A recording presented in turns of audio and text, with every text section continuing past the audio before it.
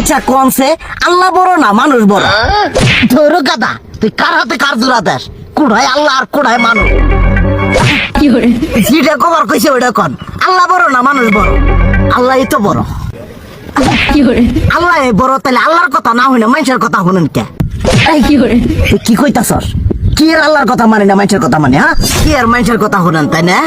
আমনে যে ওই দিনকে ডায়াবেটিসের রোগ নিয়ে যে হাসপাতালে গেলেন, ডাক্তার আপনার কত কিছু খাবার না করলো, সব কিছু না খাই এখন চলতেছেন, তাহলে আল্লাহ যে আপনারে কইছে যে হারাম খাবার না, সুদ খাবার না, কই আপনি তো কাম কাজ বাদ দিয়ে এলাকার মধ্যে টাকা পয়সা না গায়ে খালি ওইলে দিয়েই খান, নিজেরা টিয়াও হালাল ভাবে কামাই করেন না, ওই সুদ তো না কয়টা টিয়া করে লাভ আহে ওইলে দিয়ে দিয়ে চলে না, পেটা বড় বানাইছেন। শুনেন একটা কথা কই, হারামের কোনোদিন আরাম নাই। হালাল পথে রুজি রোজগার করেন, প্রয়োজনে এড়া বেলা কম খায়েন, তাও শরীর পিণ্ডও ভালো থাকবো, কোনো রোগ বেদও হবো না, আরামও পাবেন, আল্লাহও খুশি থাকবো। তুই আমার এইভাবে বুঝাবি আগে কইলি না কে? আসলে এই বিষয়টা তো আমি কখনো মাথায় এইভাবে নিইনি যে আমাদের কখনো ডাক্তার নিষেধ করলে ঠিকই আমরা নিষেধ মানি, কিন্তু উপর আল্লাহ যে কত কিছু নিষেধ করে দিয়ে সেটা মানি না।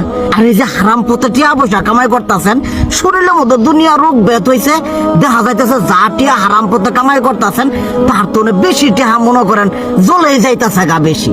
আজকের পর থেকে আমি আর এই হারাম সুদ খামো না, আমি হালাল পথে চলবো, হালাল টাকা পয়সা ইনকাম করবো।